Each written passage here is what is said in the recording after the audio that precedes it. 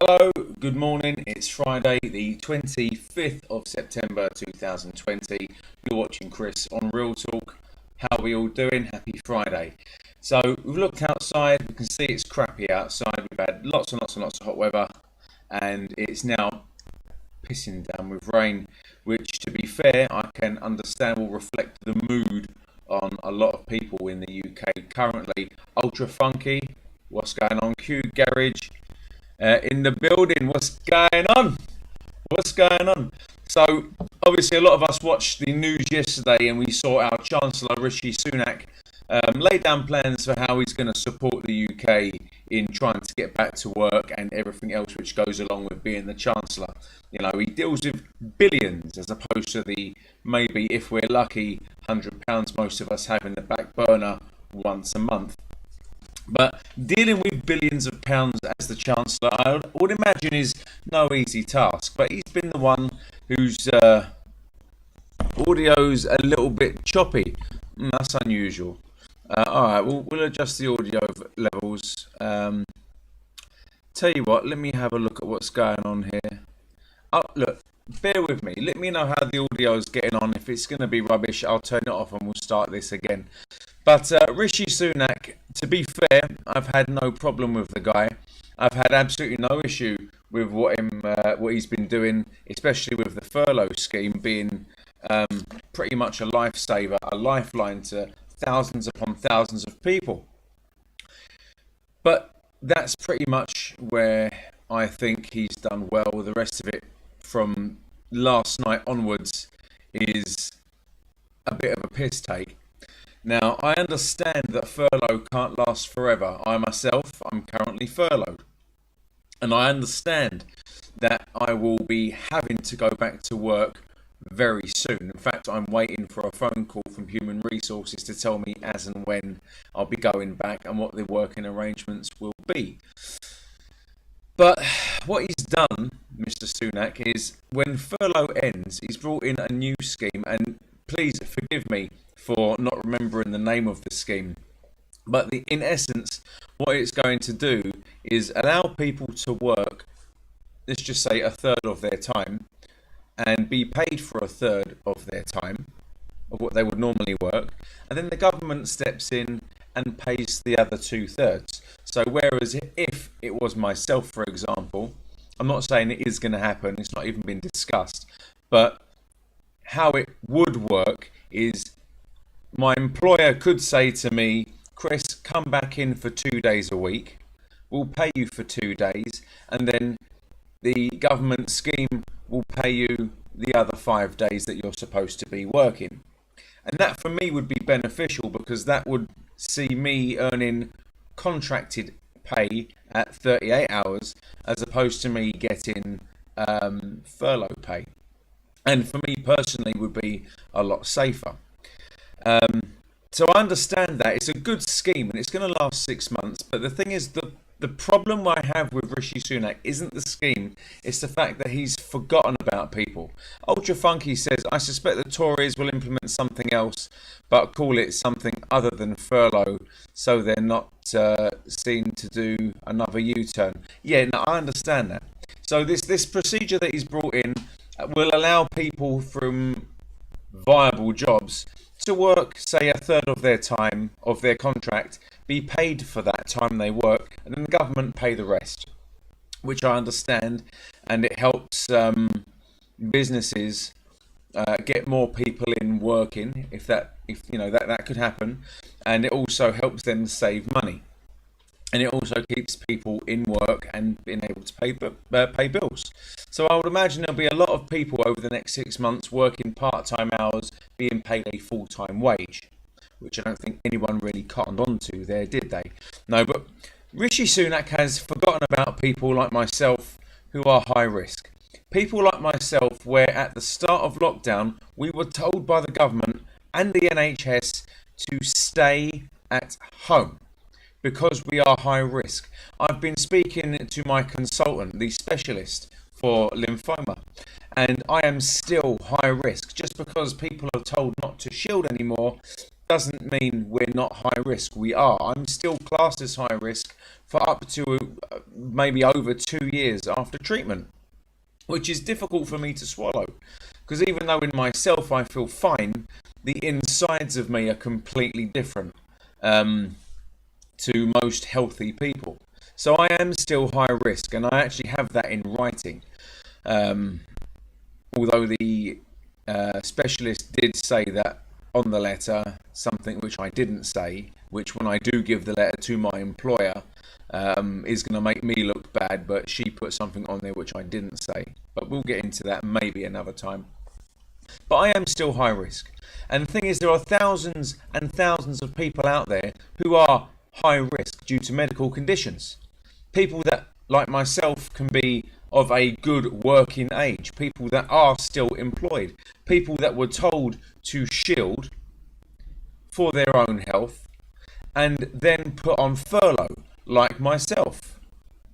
So, what's going to happen to all of us people who are high risk that were told to shield, bearing in mind we are seeing almost record numbers of corona positive cases here in the UK. The death rate isn't as high as it has been, not by a long shot. This is more than likely because of treatment is getting better. The disease is being understood a lot more. But it doesn't take away from the fact that if I get it and anyone else who is classed as high risk gets it, there is a greater risk of us dying from COVID-19.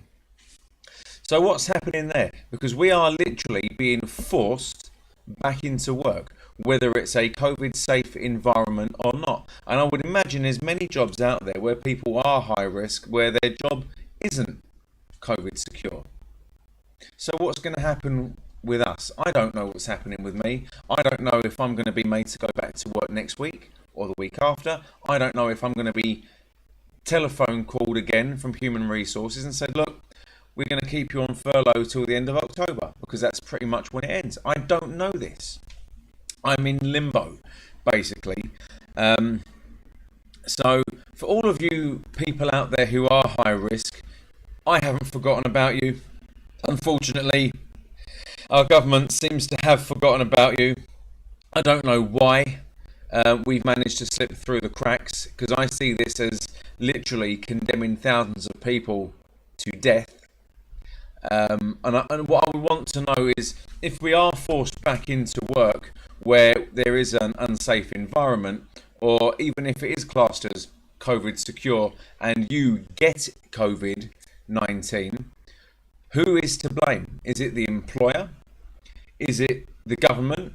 And is anyone going to be held accountable if you do pass away? You see, and the thing is, what makes me more furious about this entire situation is the complacency of the British public. People of the UK, you've disappointed me. You've let not just me down, you've let yourselves down as well for becoming complacent. And I understand the fact that a lot of this has happened. A lot of the cases in COVID-19 have gone up since children have gone back to school. And I understand that children don't get it as often as adults. However, it doesn't stop the fact that children can carry it. My son, my eldest boy, is 1.5 miles that way at school currently.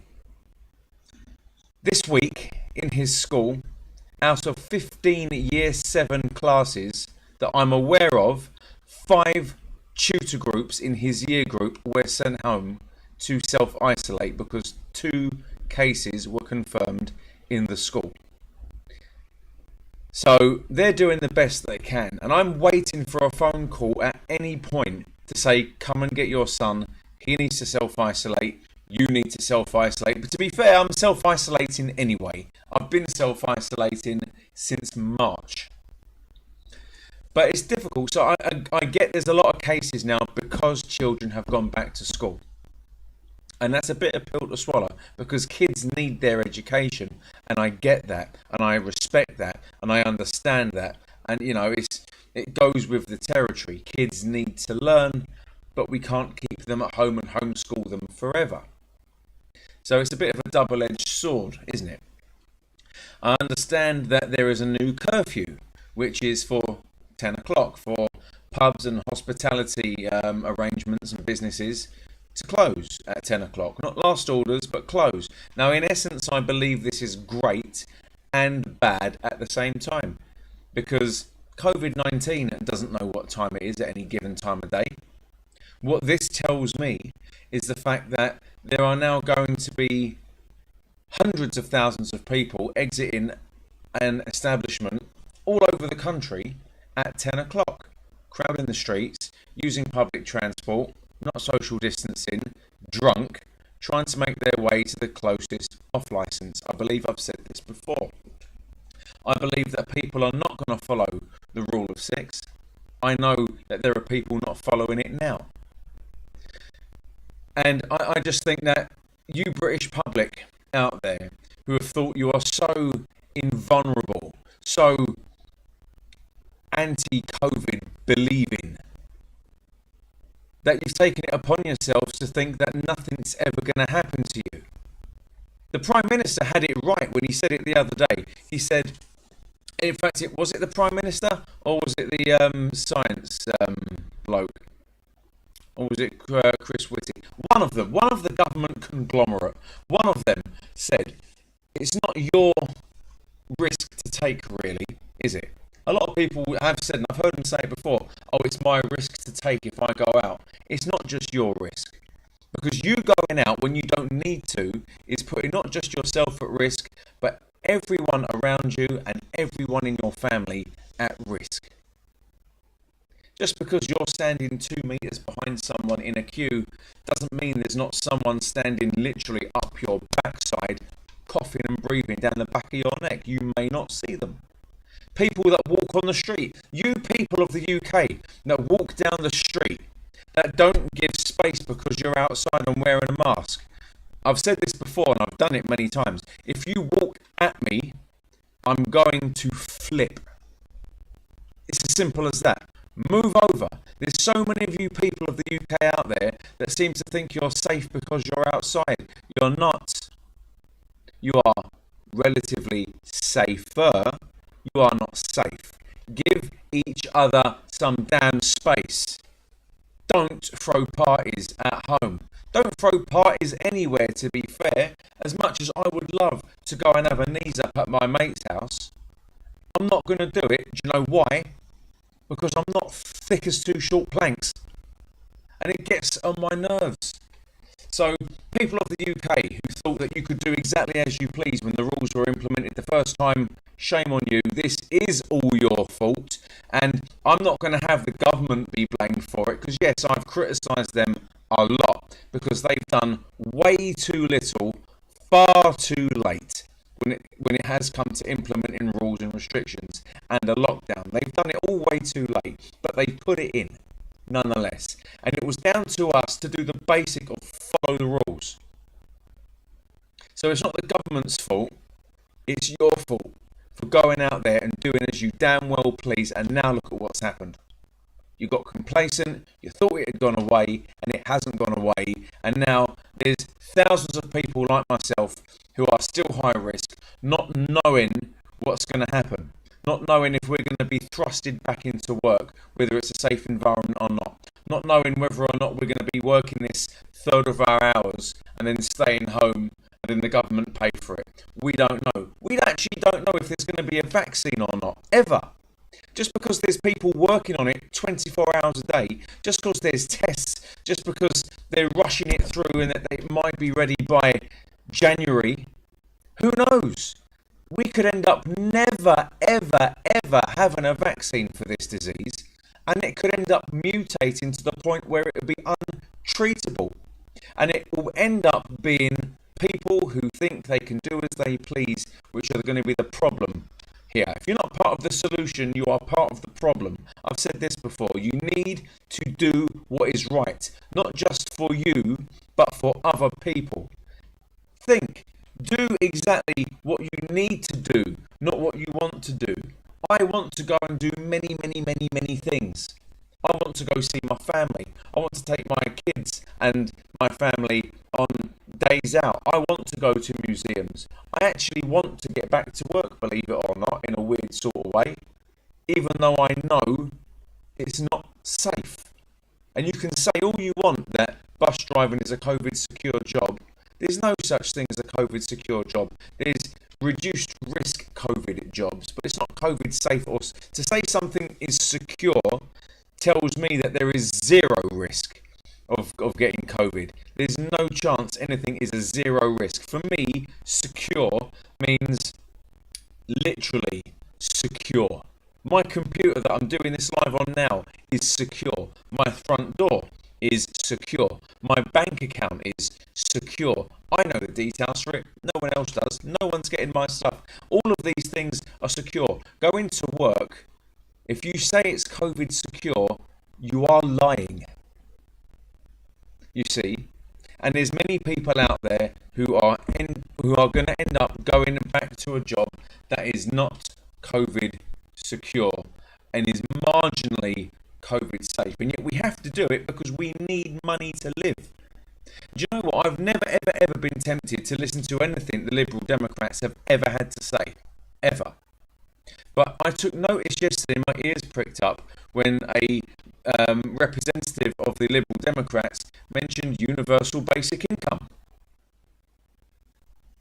What am I to think? I've been saying for months, universal basic income would be an absolute game changer in this country.